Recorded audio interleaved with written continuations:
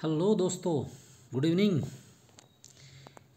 चलिए एक बार फिर से मैनेजमेंट अकाउंट की सफ़र में चलते हैं, जहां पर हमारी मुलाकात होगी मैनेजमेंट अकाउंटिंग की एक जो टेक्निक है, कैश फ्लो स्टेटमेंट। मैं आप सभी लोगों का मेरे यूट्यूब चैनल निकुंज 2020 पे आप सभी के लोगों का स्वागत करता हूं, और मैं हूं निकुंज गढ़वाला। ओके, तो चलिए शुरू करते हैं। कौन बनेगा करोड़पति? तो आप बोलोगे करोड़पति कैसे होंगे हम? अरे भैया, जिसके पास नॉलेज आ जाए तो नॉलेज ही आने वाले वक्त में हमारी करेंसी होगी ना। Knowledge is the currency for 21st century. जिसके पास नॉलेज होगा उनके पास पैसा होगा, ये सीधी सी बात है। इसीलिए आज आप यहाँ से नॉलेज पाके करोड़पति बनने जा रहे हैं। All the best to all of you. तो चलिए शुरू करते हैं कैश फ्लो स्टेटमेंट। बराबर है, कौन बनेगा करोड़पति? अब ये देखिए, इससे पहले अलग अलग में three questions we have already discussed. आप उसके पुराने लेक्चर देखिए, तो वहाँ पर आपको और डिटेल में आपको ज़्यादा नोट्स मिलेगी, उसका एक्सप्लेनेशन मिलेगा, यहाँ पर भी आपको मिलेगा। लेकिन ऑलरेडी जो कई सारी चीज़ें हम एक्सप्लेन कर चुके हैं, वो बार बार यहाँ पर रिपीट होने के चांसेस कम है, फिर भी मैं कोशिश करूँगा। बराबर है।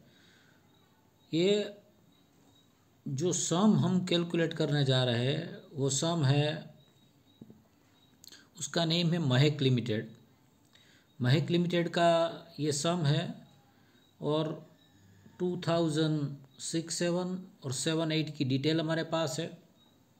अब आपको ये तो आइडिया आ गया है कि कैलकुलेशन की शुरुआत हम प्रॉफिट एंड लॉस का जो डिफरेंस होता है वो डिफरेंस से हम करते हैं। यहाँ पर 1000 है प्लस, मतलब नेट प्रॉफिट हमारा है 1000, वहाँ से शुरुआत करेंगे। Briefly I would like to give you idea about the cash flow statement. Cash flow statement is divided into three activity A, B and C. The first one is known as a business related activity. Second one is related to investment activity known as a, and third one is known as a financial activity. ये first activity, अगर आपने fund flow calculate किया है तो वहाँ पर आप जो P&L एडजस्टमेंट अकाउंट बनाते थे, ये सभी चीज़ें यहाँ पर आएगी।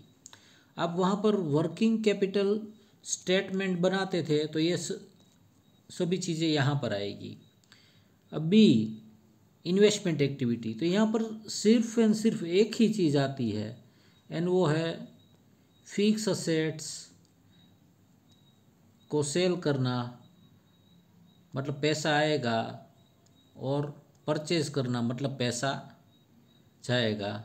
एंड हमारी तीसरी एक्टिविटी है, तीसरी एक्टिविटी मतलब जिसे हम बोलते हैं फिनेंशियल एक्टिविटी। क्या बोलते हैं? Financial activity. यहाँ पर अगर आप इक्विटी शेयर इश्यू करते हो,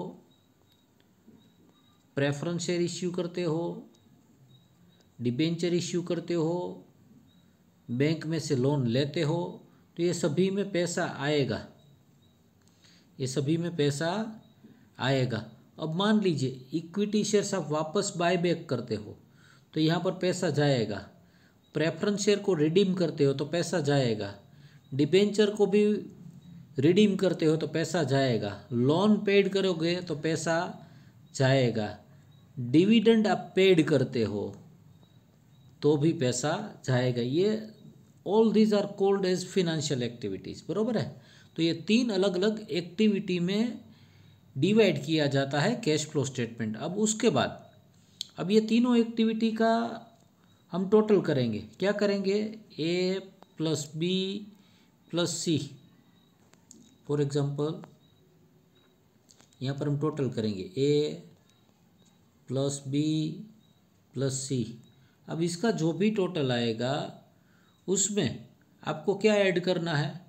आपकी बैंक बैलेंस,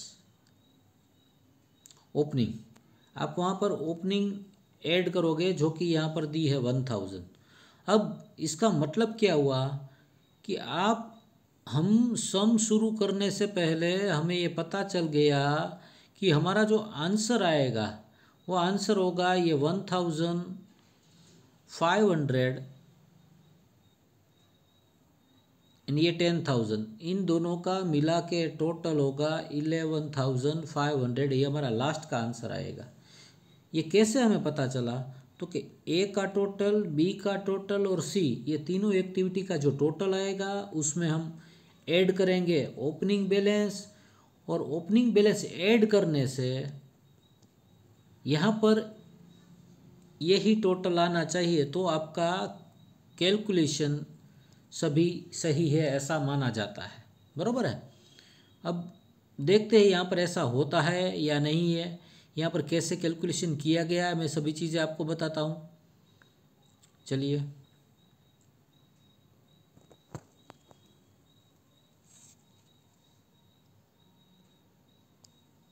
ये देखिए, ये एडजस्टमेंट दिए गए हैं। ये प्लांट एंड मशीनरी का अकाउंट है, ये reserve fund, provision for tax का अकाउंट है, provision for tax, share capital, cash flow statement. देखिए, ये हमारी फर्स्ट एक्टिविटी है ये। उसके बाद ये फर्स्ट एक्टिविटी का आंसर यहाँ पर आएगा। उसके बाद ये बी एंड सी एक्टिविटी, और लास्ट में यहाँ पर 11,500 आप देख सकते हो। बराबर है। फिर से मैं आपको बता दूँ, देखिए ये हमारी फर्स्ट एक्टिविटी है और ये हमारा पहला आंसर आएगा, cash flow before changes in working capital. अब उसके बाद ये देखिए, ये current assets and current liability में जो चेंज होगा उसकी इफेक्ट यहाँ पर आएंगी, और वर्किंग कैपिटल के चेंज के बाद जो आंसर आएगा उसमें से हम टैक्स माइनस करते हैं, तो हमारी फर्स्ट एक्टिविटी का आंसर आ जाता है। क्या आ जाता है? फर्स्ट एक्टिविटी का आंसर हमें यहाँ पर मिल जाएगा। अब उसके बाद हमारी ये बी एक्टिविटी, उसका आंसर ये, सी एक्टिविटी, उसका आंसर ये। अब ये देखिए, ये तीनों का मिला के ए प्लस बी प्लस सी हुआ, उसमें हमें ओपनिंग बैलेंस ऐड कर दी, और जैसे कि हमने बात की थी, ये हमारी जो क्लोजिंग बैलेंस, मतलब क्वेश्चन के अंदर जो क्लोजिंग बैलेंस दी है उसके मुताबिक ही हमारा आंसर आ गया। बराबर है। अब चलिए फिर से पूरा क्वेश्चन को समझते हैं और उसे कैलकुलेट करते हैं। अब जैसे कि आप जानते हो, हमारा कैलकुलेशन की शुरुआत प्रॉफिट एंड लॉस का जो डिफरेंस होगा वो डिफरेंस है +1000। बराबर है।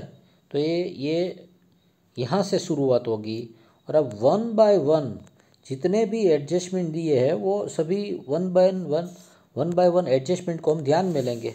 बराबर है। यहाँ पर पहला एडजस्टमेंट जो दिया गया है, थोड़ा कंसंट्रेशन प्लीज़ बनाए रखें। उसमें लिखा है डिविडेंड पेड।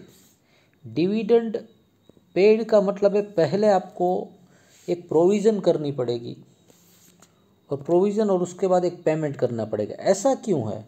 तो देखिए, बैलेंस शीट में हमारे पास कहीं पर भी डिविडेंड की ना ओपनिंग बैलेंस है ना क्लोजिंग बैलेंस है। इसका मतलब है डिविडेंड की हमारे पास ओपनिंग या बैलेंस नहीं है। इसका मतलब हम उसका अकाउंट बना नहीं पाएंगे। अब अकाउंट नहीं बना पाएंगे तो क्या करेंगे? तो क्या हम उसकी जर्नल एंट्री पास करेंगे। दो कैसे होगी? तो देखिए, सबसे पहले आपको क्या करनी पड़ती है? प्रोविज़न। और प्रोविज़न कहाँ से होगी? पीएनएल में से। तो PNL adjustment account debit to dividend, amount है 32,000, बराबर है। एंड दूसरी एंट्री होगी dividend account debit to cash, बराबर है। समझिए, दो एंट्री हमने पास की। पहली तो कि P&L adjustment account debit to dividend account, दूसरी हमने एंट्री पास की dividend account debit to cash account. आपको यहाँ पर ये भी क्वेश्चन हो सकता है कि हमने यहाँ पर डिविडेंड का अकाउंट क्यों नहीं बनाया। डिविडेंड का अकाउंट हमने इसीलिए नहीं बनाया क्योंकि हमारे पास डिविडेंड की बैलेंस शीट के अंदर ना ओपनिंग बैलेंस थी ना क्लोजिंग बैलेंस थी, बराबर है। अब ये हमने जो जर्नल एंट्री पास की है उसकी इफेक्ट अब कैश फ्लो स्टेटमेंट में कहाँ पर आएगी तो वो समझ लेते। ये देखिए, ये सबसे पहले ये P&L एडजस्टमेंट अकाउंट डेबिट, मतलब हमारे पास जो प्रॉफिट है उस प्रॉफिट में ये डिविडेंड क्या होगा, प्लस होगा। और ये डिविडेंड हमने जो पेड किया है, डिविडेंड पेड किया मतलब हमारी फाइनेंशियल एक्टिविटी, मतलब थर्ड एक्टिविटी में इसकी इफेक्ट जाएगी डिविडेंड पेड, और पैसा हमारे पास से गया इसीलिए क्या होगा, माइनस होगा। कहाँ कहाँ पर इफेक्ट आएगी समझ लेते फिर से। एक तो कि P&L एडजस्टमेंट डेबिट हुआ, मतलब जब जहाँ जहाँ पर जर्नल एंट्री में P&L एडजस्टमेंट अकाउंट डेबिट या क्रेडिट होगा, इसका मतलब है आपको first activity cash flow generated from business operation, वहाँ पर इसकी इफेक्ट आएगी। अगर डेबिट होता है तो प्रॉफिट में प्लस होगा, एंड P&L एडजस्टमेंट अगर क्रेडिट होता है तो प्रॉफिट में से क्या होगा, माइनस होगा। आई होप कि ये एंट्री आपको समझ में आएगी। जल्दी से मैं फिर से ये रिपीट कर देता हूँ। हमने डिविडेंड पेड किया है, डिविडेंड की हमारे पास ना ओपनिंग बैलेंस है ना क्लोजिंग बैलेंस है, इसका मतलब है हम अकाउंट बना नहीं पाएंगे। तो हमने दो एंट्री पास की है, एक है P&L adjustment account debit to dividend account, dividend account debit to cash, बराबर है। तो कैश जाएगा, मतलब ये डिविडेंड हमने जो पेड किया है वो जाएगा फाइनेंशियल एक्टिविटी में, और ये जो P&L अकाउंट डेबिट हुआ है वो फर्स्ट एक्टिविटी में, वहाँ पर नेट प्रॉफिट में प्लस होगा। अब ऐसा हुआ है या नहीं हुआ है वो भी देख लेते हैं, बराबर है। स्टेटमेंट के अंदर अब ये देखिए,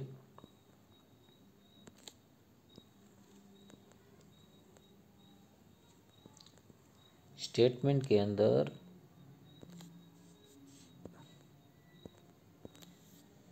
ये शुरुआत हमने यहाँ से की थी। अब ये जो डिविडेंड किया है वो फर्स्ट एक्टिविटी में आ गया, बराबर है।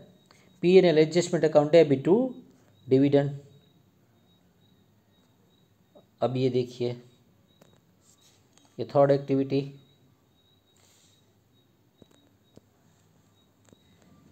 ये थर्ड एक्टिविटी में हमने डिविडेंड पेड किया है, ये तो डिविडेंड पेड किया, इसी माइनस कहाँ पर आया, फाइनेंशियल एक्टिविटी में, बराबर है।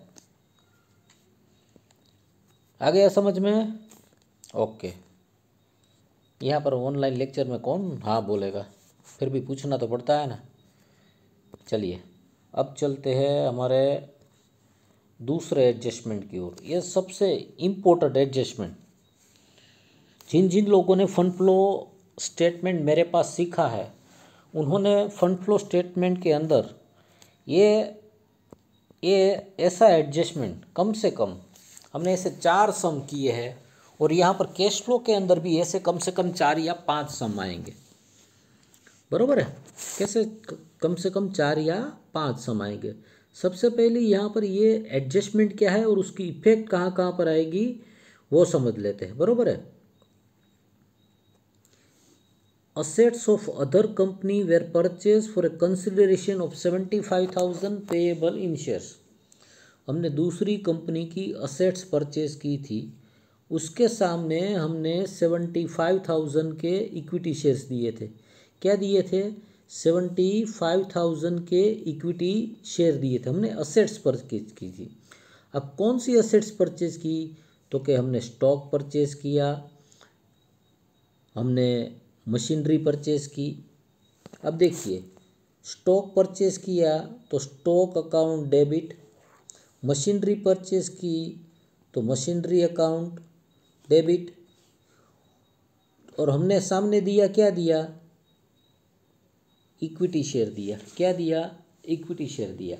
अब देखिए, हमने कंपनी की जो असेट्स परचेज की, एक स्टॉक परचेज किया, एक दूसरा परचेज किया मशीनरी परचेज की। स्टॉक की वैल्यू 30,000, इसका 37,500, टोटल हुआ 67,500। और उसके सामने हमने कितना पेड किया है, 75,000 के इक्विटी शेयर्स दिए। इसका मतलब हमने 7,500 ज़्यादा दिए। क्या हुआ, हमने 7,500 ज़्यादा दिया। इसका मतलब ये हिडन एडजस्टमेंट है। क्या है ये, हिडन एडजस्टमेंट। आप कोई असेट्स परचेज करते हो और कंसिडरेशन के तौर पे जब आप ज़्यादा अमाउंट पेड करते हो, इसका मतलब है ये आपने जो 7,500 ज़्यादा पेड किया वो गुडविल के तौर पे ज़्यादा पेड किया। इसका मतलब है अब उसकी अगर हम जर्नल एंट्री करें तो ये जर्नल एंट्री ऐसे होगी,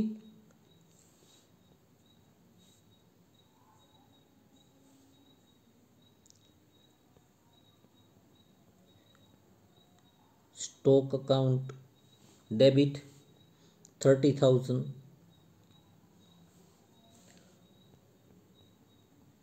machinery account debit 37,500, goodwill account debit 7,500 to equity share capital 75,000। ये देखिए हो गया, ये 75 के सामने 75 हो गया। अब यहाँ पर हर एक की इफ़ेक्ट कैसे आएगी स्टेटमेंट के ऊपर वो समझ लेते हैं। अब ये स्टॉक अकाउंट डेबिट हुआ तो हमारी जो, हम जब फर्स्ट एक्टिविटी में स्टॉक का इंक्रीज और डिक्रीज जब कैलकुलेट करेंगे तब ये 30,000 हम ध्यान में लेंगे। ये मशीनरी अकाउंट हमने यहाँ पर बनाया है तो मशीनरी अकाउंट की डेबिट साइड ये जाएगा और गुडविल अकाउंट की डेबिट साइड ये जाएगा। और इक्विटी शेयर कैपिटल अकाउंट, मेरे ख्याल से इक्विटी शेयर कैपिटल अकाउंट क्या होगा, ये इफ़ेक्ट देते ही, इसकी इफ़ेक्ट देते ही equity share capital account close हो जाएगा। देख लेते हैं, देखिए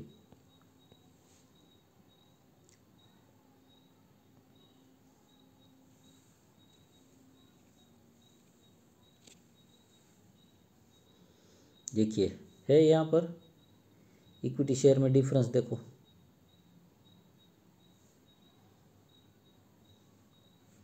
75,000 का डिफरेंस है। तो ये अकाउंट क्या होगा, अकाउंट ऑटोमेटिकली बंद हो जाएगा। फॉर एग्ज़ाम्पल यहाँ पर हमने लिखे है ओपनिंग बैलेंस 3 लाख आएगी, यहाँ पर क्लोजिंग बैलेंस आएगी 3,75,000, यहाँ पर आएगा 30,000, 37,500 और 7,500 आएगा जो हमने एंट्री पास की थी उसके मुताबिक। उसका अकाउंट भी होगा, देख लेते हैं।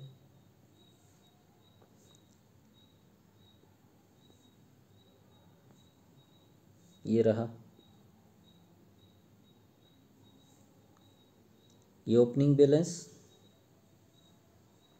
ये ओपनिंग बैलेंस, ये क्लोजिंग बैलेंस और ये हो गया अकाउंट क्लोज। अब बाकी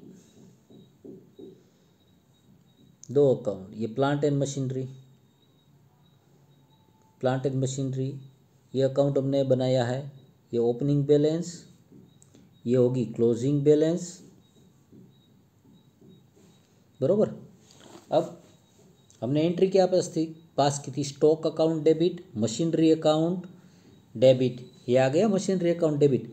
मतलब ये अकाउंट के अंदर अभी यहाँ पर ये इफेक्ट आ गई, ये आ गई, अब और ये आ गई, बराबर है। अब आगे बढ़ते हैं फिर से,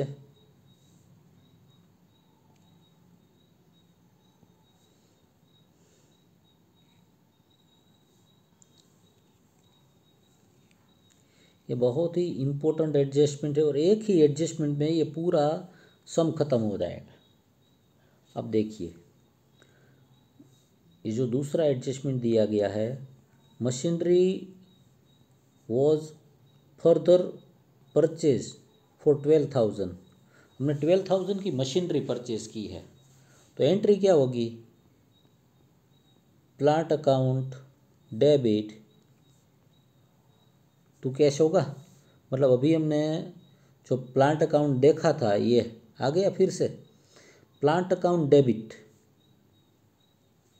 plant account debit to cash होगा।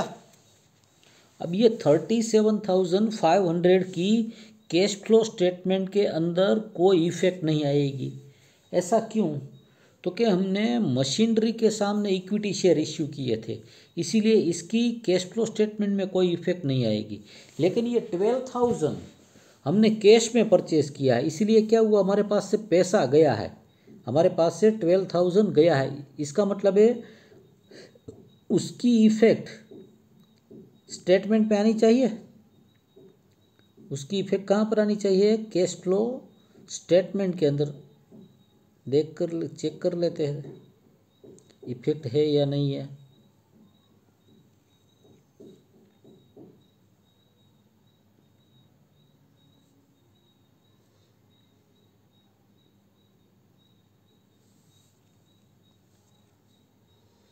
ये देखिए,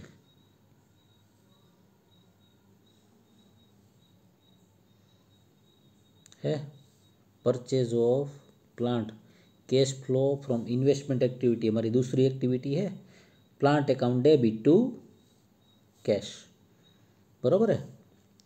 हमारा फर्स्ट एडजस्टमेंट ख़त्म हो गया था, दूसरा एडजस्टमेंट भी ख़त्म। इसकी इफेक्ट कहाँ पर आएगी? Plant account debit to cash, plant account की डेबिट साइड। और कैश फ्लो स्टेटमेंट में सेकंड एक्टिविटी इन्वेस्टमेंट एक्टिविटी में हमने 12,000 दिखा दिए। अब ये इंटरेस्टिंग एडजस्टमेंट है ये। अब ये देखिए, loss on sale of machinery was 300 was which was written up to reserve fund. Loss on cell, इसका दूसरा इनडायरेक्ट मतलब ये है कि हमने मशीनरी सेल की थी। क्या किया था हमने? मशीनरी सेल की थी और उसका लॉस 300 था, वो रिजर्व फंड के सामने राइट ऑफ किया है। किसके सामने? रिजर्व फंड के सामने। इसका मतलब ये हुआ कि हमें रिजर्व फंड का भी अकाउंट बनाना पड़ेगा। ये रिजर्व फंड का अकाउंट हम क्यों बनाएंगे? तो कि हमने जो मशीनरी सेल की थी वो मशीनरी का लॉस रिजर्व फंड के सामने क्या किया है? राइट ऑफ किया है। किसके सामने? रिजर्व फंड के सामने। ये देखिए एक बार फिर से, ये loss on sale of machinery was 300 which was written off to reserve fund. अब देखिए रिजर्व फंड की हमारे पास ओपनिंग एंड क्लोजिंग बैलेंस होगी। ये देखिए 75,000 एंड 90,000, ये अकाउंट है रिजर्व फंड का।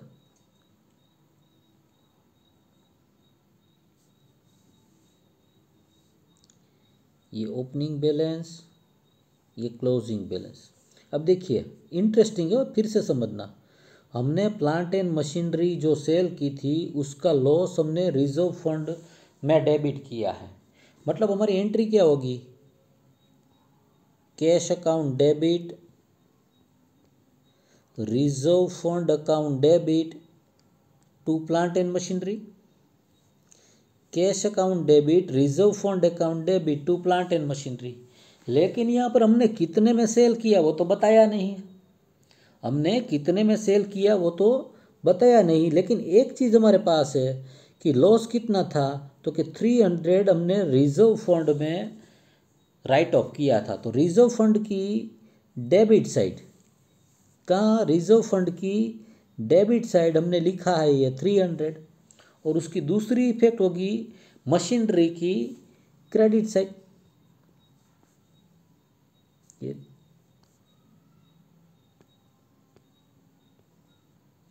ये देखिए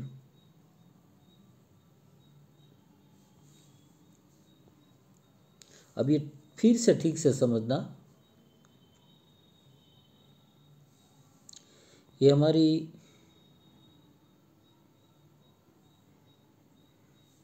ये ओपनिंग बैलेंस, ये क्लोजिंग बैलेंस, बरोबर है। ये हमने परचेज किया था वो है, मतलब ये गया, ये भी गया, ये इक्विटी शेयर के सामने परचेज किया था, इस ये कैश में परचेज किया था, ये भी आ गया। अब ये क्लोजिंग बैलेंस थी वो भी हमने ध्यान में ले ली। अब ये जो लॉस था वो reserve fund account debit to plant and machinery, इसका मतलब ये हुआ कि अब हम प्लांट एंड मशीनरी का अकाउंट क्या करेंगे, क्लोज करेंगे, और क्लोज करेंगे और वो जो डिफरेंस आएगा 20,700, वो क्या होगा हमारे लिए, वो होगा सेल्स। इसका मतलब है प्लांट एंड मशीनरी अकाउंट में से जब अकाउंट हम क्लोज करेंगे और क्रेडिट साइड जो डिफरेंस आएगा वो हमारे लिए सेल होगा। अब इसका मतलब उसकी पूरी एंट्री अब हम कर सकते हैं, cash account debit, reserve fund account debit, cash account debit, reserve fund account debit, ये cash account debit 20,700, reserve fund account debit 300 to plant and machinery, ये आ गया, हो गई पूरी एंट्री।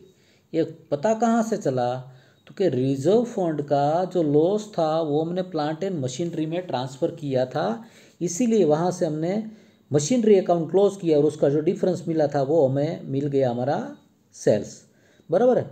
अब इसके साथ अब हमारा जो दूसरा अकाउंट है मतलब रिजर्व फंड अकाउंट, अब रिजर्व फंड अकाउंट में भी देखिए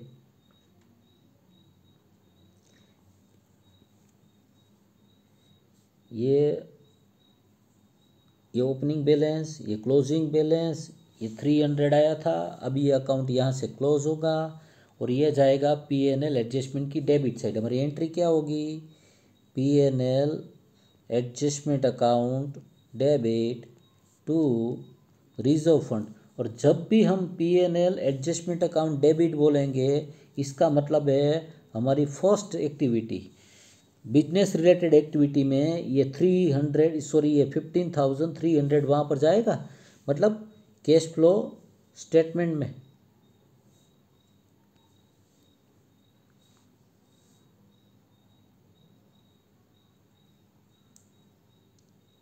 कैश फ्लो स्टेटमेंट में ये देखिए आ गया, बराबर है। अब ये पूरा एडजस्टमेंट अब यहाँ पर ख़त्म हुआ। फिर से जल्दी से मैं आपको ये बता दूँ, ये पहला डिविडेंड वाला था, ये हमने दूसरी कंपनी की असेट्स परचेज की थी, stock account debit, machinery account debit, goodwill account debit to equity share capital account, बराबर है। मशीनरी हमने फिर से परचेज की थी वो भी आ गया। ये लॉस राइट ऑफ किया था, रिजर्व फंड का अकाउंट भी क्लोज हो गया, ये भी क्लोज हो गया। अब बाकी रहता है, एक ही बाकी रहता है एंड वो है गुडविल, जो जिसका अकाउंट शायद यहाँ पर होगा नहीं, लेकिन हम जल्दी से वो अकाउंट भी बना देते हैं। ये अकाउंट बनाने में आप अकाउंट्स के कॉमर्स के स्टूडेंट के लिए तो ये बाएं हाथ का खेल होता है। ये देखिए यहाँ पर गुडविल 7,500 दी है, ये मान लीजिए गुडविल का अकाउंट हमने, ये क्लोजिंग बैलेंस है, मतलब क्लोजिंग में 7,500 दिया है, ओपनिंग में कुछ नहीं था। लेकिन जो मशीनरी हमने परचेज की थी वहाँ पर ये 7,500 आया था, तो इसका मतलब ये अकाउंट क्लोज हो गया। याद कीजिए एंट्री क्या थी हमारी, stock account debit, machinery account debit, goodwill account debit. ये गुडविल अकाउंट डेबिट, इसीलिए गुडविल अकाउंट भी क्या हो जाएगा, क्लोज हो जाएगा, बराबर है। अब ये भी हो गया, ये भी हो गया, ये भी हो गया। एंड अब आते हैं लास्ट एडजस्टमेंट। लास्ट एडजस्टमेंट किसके रिलेटेड है हमारा, तो कि टैक्स प्रोविज़न किसके रिलेटेड, ये हम कंसीडर करेंगे, ये ओपनिंग बैलेंस, ये क्लोजिंग बैलेंस, टैक्स की हमने प्रोविज़न की है। क्या किया है, टैक्स की प्रोविज़न की है। ये देखिए ये ओपनिंग बैलेंस, ये क्लोजिंग बैलेंस एडजस्टमेंट में देखिए, income tax provided during the year 50,000। Income tax provided का मतलब है प्रोविज़न हमने की है। एंट्री क्या होगी? तो P&L adjustment account debit to tax provision, बरोबर है। कितना होगा? 50,000। अब देखिए, अब आपको ये तो आइडिया आ चुका है कि P&L एडजस्टमेंट अकाउंट जब भी डेबिट होता है, इसका मतलब फर्स्ट एक्टिविटी में ये इफेक्ट आएगी, नेट प्रॉफिट में ये प्लस होगा और ये टैक्स प्रोविज़न की क्रेडिट साइड जाएगा। ये है, बरोबर है। अब क्या होगा? यहाँ से ये अकाउंट क्लोज होगा। टैक्स प्रोविज़न की डेबिट साइड अगर डिफरेंस आता है वो पेमेंट ही होता है। क्या होता है? पेमेंट ही। Tax account debit to cash, tax account debit to cash, मतलब ये दोनों इफेक्ट, ये 50,000 की इफेक्ट भी फर्स्ट एक्टिविटी में जाएगी और ये जो पेड किया वो भी फर्स्ट एक्टिविटी में जाएगी। कैसे? तो कि जो हमने पेड किया है वो फर्स्ट एक्टिविटी में सबसे लास्ट में माइनस होती है और ये नेट प्रॉफिट में क्या होगा? ये प्लस होगा। देख लीजिए, ये टैक्स प्रोविज़न है 50,000 प्लस यहाँ पर, और ये टैक्स पेड। तो प्रोविज़न नेट प्रॉफिट में प्लस होगी और जो टैक्स पेड किया है हमारी फर्स्ट एक्टिविटी में सबसे लास्ट में ये आएगा। कब आएगा? सबसे लास्ट में ये आएगा, बरोबर है। अब देखिए, सभी एडजस्टमेंट हम ध्यान में ले चुके हैं। अब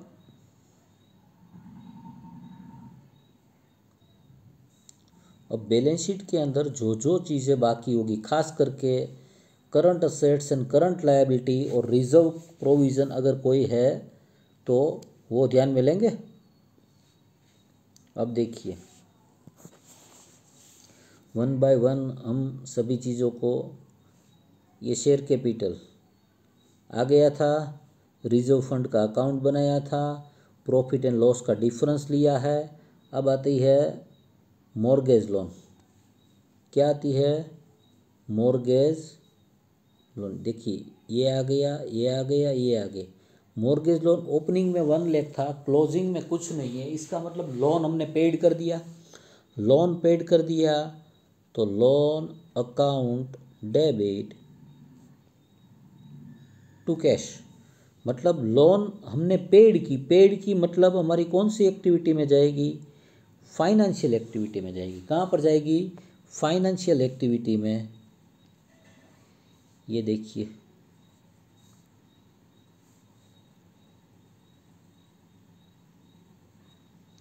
है redemption of loan, loan paid कर दिया और ये भी माइनस है, loan account debit to cash, बराबर है।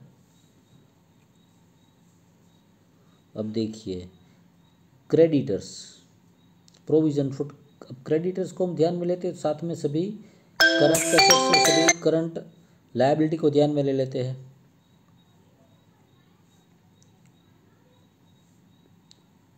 ये क्रेडिटर्स, अब ये दो आएगा। अब क्रेडिटर्स में देखिए क्या हुआ है? Decrease in creditor, creditor minus हुआ है तो स्टेटमेंट में भी वो माइनस होगा। करंट लायबिलिटी में अगर माइनस है तो माइनस एंड प्लस है तो प्लस, एंड करंट असेट्स में उससे उल्टा होता है। अब ये देखिए, ये स्टॉक 1,50,000 एंड 1,20,000 और ये डेटर्स, ये करंट असेट्स में क्या होगा? तो प्लस का माइनस और माइनस का क्या होगा? प्लस। अब ये स्टेटमेंट,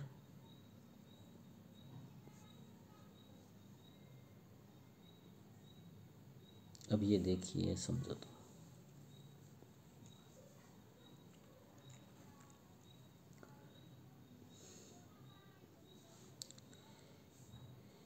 ये क्रेडिटर में 15,000 का ये है,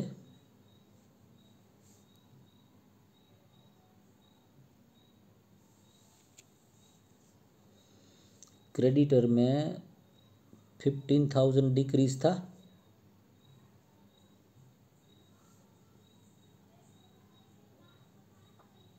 माइनस, इसीलिए माइनस किया। अब स्टॉक में ये ओपनिंग 150, क्लोजिंग 120, पर आपको मैं फर्स्ट एडजस्टमेंट याद दिलाना चाहता हूँ। हमने सेकंड एडजस्टमेंट में क्या था,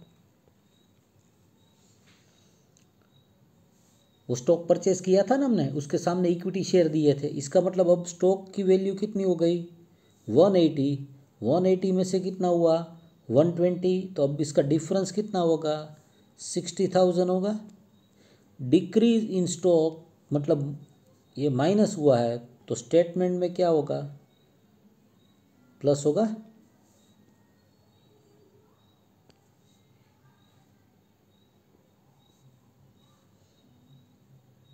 ये देखिए है प्लस, और डेटर्स में तो डिक्रीज हुआ इसीलिए डायरेक्ट प्लस, और ये क्रेडिटर्स वाला, बरोबर है।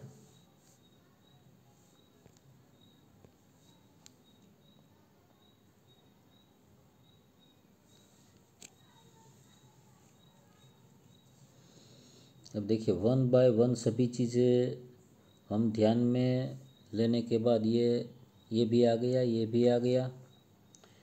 अब बिल्डिंग का ओपनिंग और क्लोजिंग में डिफरेंस से 15,000, इसका मतलब है डेप्रिसिएशन है। वो डेप्रिसिएशन फर्स्ट एक्टिविटी में आएगा, वो भी हम देख लेते हैं। प्लांट एंड मशीनरी का अकाउंट बन गया था, स्टॉक आ गया, डेटर्स आ गया, गुडविल आ गया। अब ये बैंक, अब भी कैश, बरोबर है। अब देखो आप,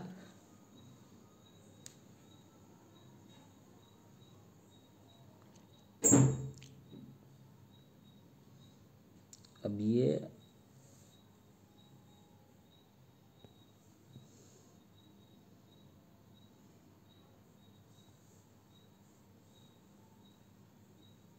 आ गया, डेप्रिसिएशन ऑन बिल्डिंग 15,000।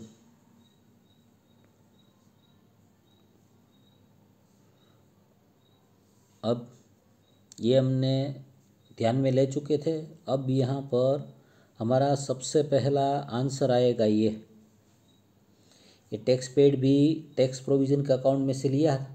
ये हमें हमारा सबसे पहला आंसर मिलेगा फर्स्ट एक्टिविटी का। किसका, फर्स्ट एक्टिविटी। अब उसके बाद आएगा ये दूसरी एक्टिविटी,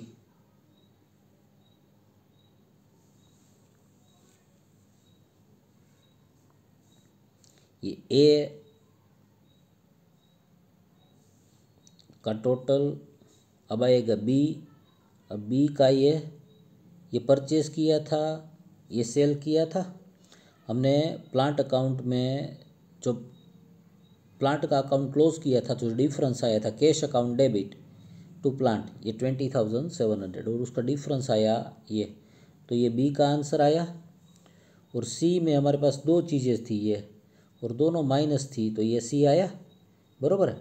अब क्या होगा, तो कि ए प्लस बी प्लस सी, ये तीनों का टोटल होगा। अब ये जो तीनों का टोटल हमने किया, तो उसका टोटल आया है प्लस 10,500। कितना आया है, प्लस 10,500। कैसे आया, ए plus B and plus C. अब ये जो 10,500 टोटल आया है,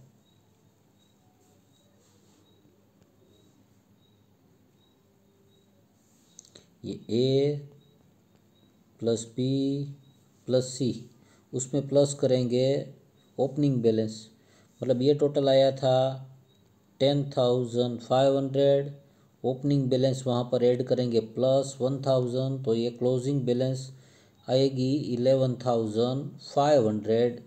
ये बैलेंस हमारे क्वेश्चन में होनी चाहिए। कहाँ पर? हमारे सबसे पहले हमारे पास ये होनी चाहिए। अब ये देखिए, ये कैश का 1,500 और ये बैंक का 10,000, दोनों का मिला के इतना ही क्लोजिंग बैलेंस है।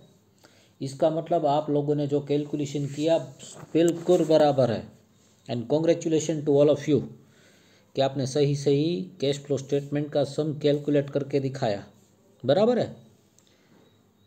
आई होप कि आप लोग समझने की कोशिश करेंगे। आई होप कि सभी लोग समझने की कोशिश करेंगे। जहाँ जहाँ पर जो चीज़ें आपको समझ में नहीं आती है प्लीज़ मुझे बताइए। यूट्यूब में भी मैसेज कर सकते हो, व्हाट्सएप भी मैसेज आप मुझे ड्रॉप कर सकते हो। ये